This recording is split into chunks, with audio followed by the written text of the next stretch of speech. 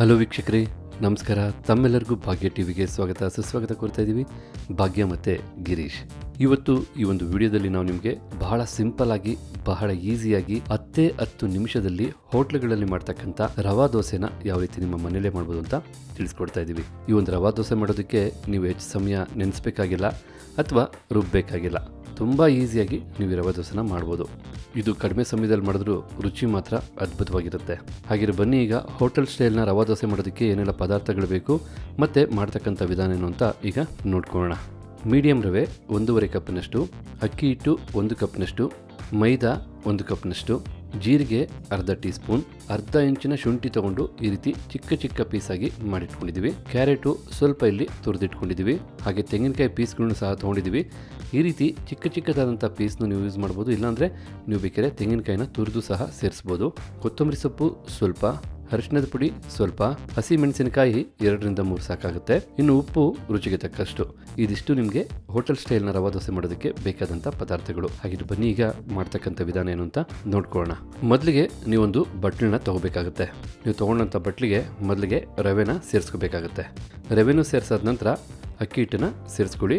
ಹಾಗೆ ಮೈದಾ ಹಿಟ್ಟು, ಜೀರಿಗೆ, ಹಸಿ ಮೆಣಸಿನಕಾಯಿ, ತೆಂಗಿನಕಾಯಿ ತುರಿ ಅಥವಾ ತೆಂಗಿನಕಾಯಿ ಪೀಸ್ಗಳು ಮತ್ತು ರುಚಿಗೆ ತಕ್ಕಷ್ಟು ಉಪ್ಪನ್ನು ಸಹ ಸೇರಿಸಿ. ಇದೆಲ್ಲ ಸೇರಿಸಿದ ನಂತರ ನಾವು ಸುಮಾರು ಒಂದು ಅರ್ಧ ಲೀಟ್ರ್ ಅಥವಾ ಅರ್ಧ ಲೀಟ್ರಿಗೂ ಕಡಿಮೆ ನೀರನ್ನು ನಾವಿಲ್ಲಿ ಸೇರಿಸ್ಕೊಳ್ತಾ ಇದ್ದೀವಿ. ನೀರನ್ನು ಸಹ ಸೇರಿಸಿದ ನಂತರ ಇನ್ನು ಉಳಿದಂಥ ಪದಾರ್ಥಗಳಾದಂಥ ಶುಂಠಿನ ಸೇರಿಸ್ಕೊಳ್ಳಿ. ಹಾಗೆ ಕ್ಯಾರೆಟ್ ತುರಿನೂ ಸಹ ಸೇರಿಸ್ಕೊಳ್ಳಿ. ಜೊತೆಗೆ ಕೊತ್ತಂಬರಿ ಸೊಪ್ಪು, ಹಾಗೆ ನಾವು ತೊಗೊಂಡಂಥ ಸ್ವಲ್ಪ ಅರಿಶಿಣದ ಪುಡಿನೂ ಸಹ ಸೇರಿಸ್ಕೋಬೇಕಾಗುತ್ತೆ. ಅರಿಶಿಣದ ಪುಡಿನ ಸೇರಿಸೋದ್ರಿಂದ ನಿಮಗೆ ರವಾ ದೋಸೆಗೆ ಬೇಕಾದಂಥ ಬಣ್ಣ, ರುಚಿ ಎರಡೂ ಸಿಗುತ್ತೆ. ಈಗೆಲ್ಲ ಪದಾರ್ಥಗಳು ಈ ಪಾತ್ರೆಗೆ ಸೇರಿಸಿದ ನಂತರ ನಾವು ಚೆನ್ನಾಗಿ ಮಿಕ್ಸ್ ಮಾಡ್ತಾ ಕಲಿಸ್ಕೋಬೇಕಾಗತ್ತೆ. ನೋಡ್ತಾ ಇದ್ರಲ್ಲ, ಈ ರೀತಿ ಕಲಿಸ್ಕೊಂಡ್ರೆ ಸಾಕಾಗುತ್ತೆ. ನೀವೀಗಿಲ್ಲಿ ನೋಡ್ತಾ ಇರ್ಬೋದು, ರವಾ ದೋಸೆ ಮಾಡೋದಕ್ಕೆ ಬೇಕಾದಂಥ ಸಂಪಣ ಅಥವಾ ಬ್ಯಾಟರ್ ಅಂತ ಏನು ಕರಿತೀವಿ ರೆಡಿಯಾಗಿದೆ. ಭಾಳ ಸುಲಭವಾಗಿ ನಾವು ಇದನ್ನು ಮಾಡ್ಕೊಂಬಿಟ್ವಿ. ಆದರೆ ನಿಮಗೆ ಇದು ತೆಳುವಾಗಿ ಕಾಣಿಸ್ತಾ ಇರ್ಬೋದು.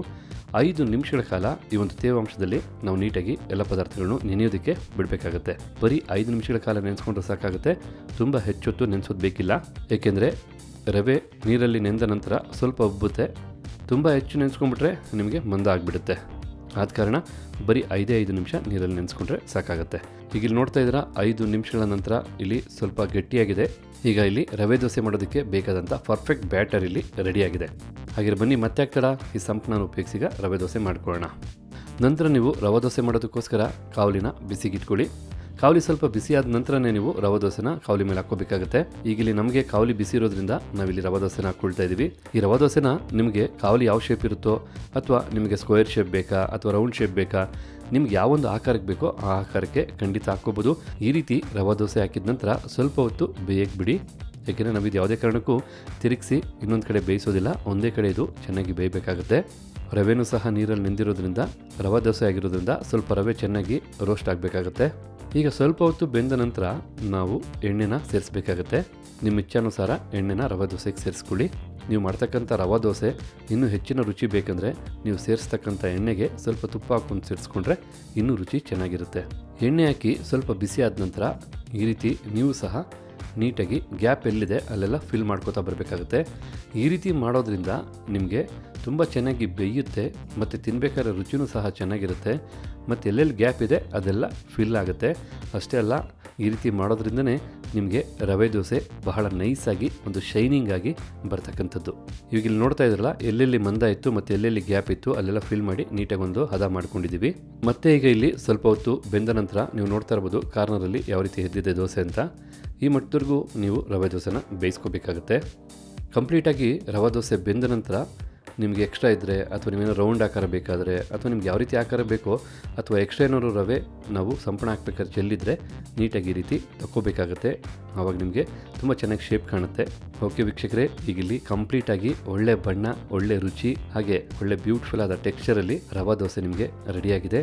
ನೋಡಿದ್ರಲ್ಲ ಎಷ್ಟು ಸುಲಭ ಮಾಡೋದು ಅಂತ. ಖಂಡಿತ ಬಹಳ ರುಚಿ ಇರುತ್ತೆ, ಬಹಳ ಸೊಗಸಾಗಿರುತ್ತೆ.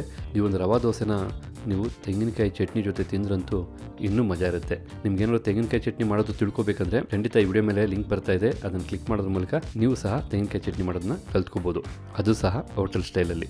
ಹಾಗಿದ್ರೆ ಈ ರವಾ ದೋಸೆ ನೋಡ್ತಾ ಇದ್ರೆ ನಿಮ್ಗೇನು ಅನಿಸುತ್ತೆ?